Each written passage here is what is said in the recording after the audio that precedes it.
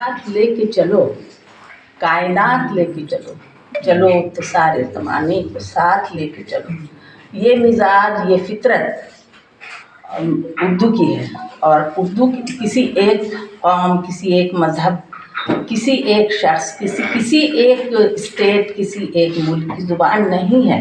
सबसे बड़ी खूबी और सबसे खूबसूरत खूबी ये हम कहेंगे जो उर्दू की है वो ये है, ये एक अलमिया है कि बंटवारे के बाद चूँकि पाकिस्तान ने अपनी आसानी के लिए, अपनी आसानी के लिए, क्योंकि कई ज़ुबानों का वहाँ ये था, तो उसने नेशनल लैंग्वेज अपनी उर्दू को बना लिया, जिसकी वजह से उर्दू के साथ यहाँ जो रवैया इख्तियार किया गया। वरना उर्दू तो प्योर खालिस हिंदुस्तानी ज़ुबान है और रहेगी हमेशा। तो हिंदुस्तान में ही उसके साथ सौतेला रवैया इख्तियार किया गया। उसकी वजह बहुत बड़ी वो जो हम समझते हैं वो यही है। लेकिन उसके बावजूद किसी एक मज़हब से जुड़ी हुई यह ज़ुबान तो है नहीं, लेकिन इसको हमारी पेशानी पर लिख दिया गया मुसलमानों की ज़ुबान। तो ये मुसलमानों की ज़ुबान की नहीं है, लेकिन अब जब हमारी पेशानी पे लिखा आ गया, माथे पे लिखा के, तो हमें इसकी बका और इसके फ़रोग़ की तो हम ही को कोशिश करनी है, और हम ही हैं जो हमको इस कोशिश में हमेशा आगे चलते रहना और नई नस्ल को भी आगे बढ़ाने की कोशिश करनी है। और जब तक हम नहीं करेंगे तो कौन करेगा, जब हमारे ऊपर आ गई ये बात कि हम यहाँ इंडिया में कि हमारी ज़ुबान है, मुसलमानों की ज़ुबान है, तो ठीक है, मुसलमानों की ज़ुबान है तो हम ही इसके लिए करेंगे फ़रोग़ की कोशिश।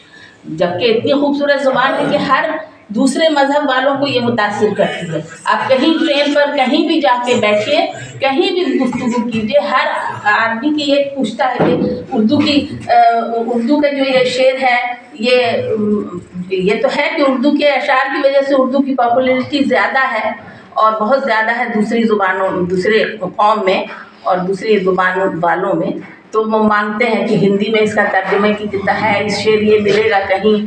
जबकि अफसोसनाक बात है कि उर्दू वाले ही बहुत से, आज का ज़माना ये है जो जिसको कहिए कि नेग्लिजेंस का, कि खुद उर्दू वाले नहीं जानते हैं उर्दू को सही तरीके से, क्योंकि उर्दू वाले जो हैं यानी मुसलमान ही अपने बच्चों को सही तरीके से उर्दू पढ़ाना नहीं चाहते हैं।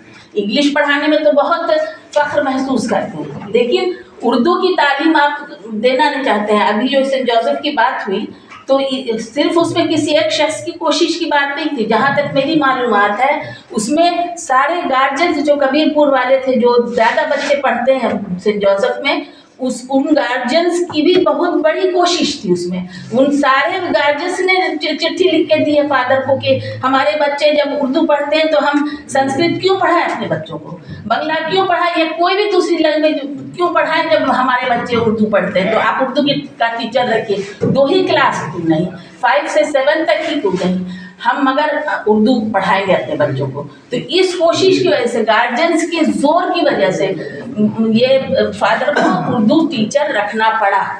किसी एक शख्स की उसमें कोशिश नहीं थी जहाँ तक मेरी मालूमात है। और तो यही कोशिश क्या हम लोग भीकनपुर वाले मॉन्टेसिसी में नहीं कर सकते थे?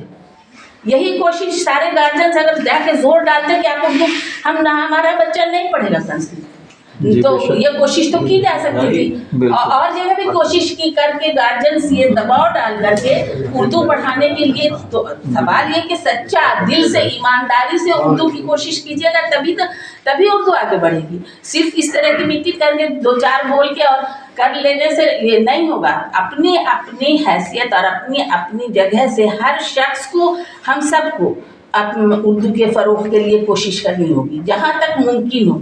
अगर ऐसा नहीं होगा तो बहुत मुश्किल है कि उर्दू को हम आगे बढ़ाएं। क्यों ऐसे तो ठीक है, हम ये नहीं मानते हैं, उर्दू बहुत पॉपुलर अभी भी है, दूसरी कौम में भी है, हम ये जानते हैं।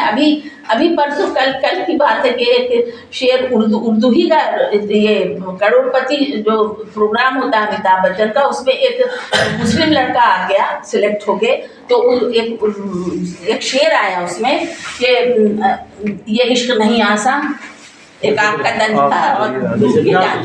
तो पूछा गया, इतना जो हाँ समझ लीजिए, तो पूछा गया था कि किस शायर का है, उसमें 4 शायर का नाम था, गालिब میر اور جگر مراد آبادی اور سب نے جنتا سے اس نے ہیلپ کیا. نہیں جانتا تھا وہ لڑکا، مسلم لڑکا، اچھا خاصا مطلب 30-35 سال کا لڑکا آدمی تھا وہ.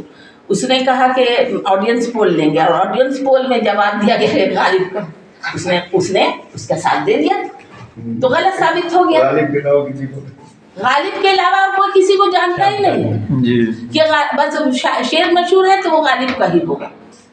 تب پھر اس نے امیتابھ نے پورا بتایا کہ ایک لفظ محبت کا اتنا سا فسانہ وغیرہ وغیرہ. تب جا کے پتہ چلا کہ یہ جگر مراد آبادی کا. اب شعر بہت مشہور ہے، اکثر لوگوں کی زبان پہ رہتا ہے.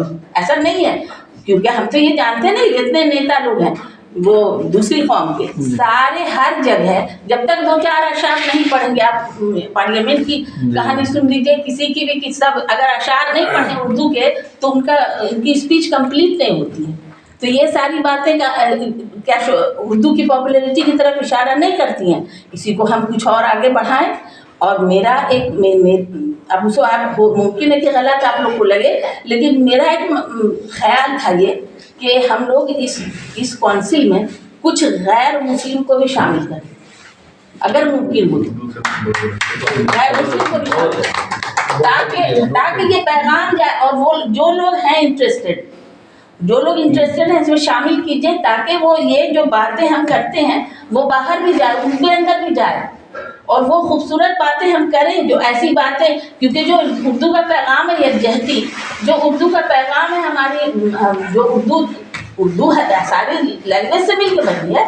ساری لینگویج سے، وہ سندھی ہو، مگہی ہو، فلانا ہو، پنجابی ہو، ہم سب جانتے ہیں. تو یہ سب کے سے مل کے بنی ہے تو ہم سب کو کیوں نہ شامل کریں تاکہ وہ لوگ بھی سمجھیں کہ اردو ان کی بھی زبان ہے، صرف مسلمانوں کی زبان نہیں ہے. یہ آج میرا یہی کہنا سب سے امپورٹنٹ ہے کہ صرف ہماری زبان نہیں ہے یہ، اس کو سمجھانا ہوگا ان لوگوں کو بھی. آپ کی بھی زبان ہے، ایک حسین، خوبصورت، بہترین زبان. انڈیا سے مرنا نہیں چاہیے، یہ انڈیا کی زبان ہے، اس کو آگے بڑھانا چاہیے. تو آپ بھی اس میں شامل ہوئے.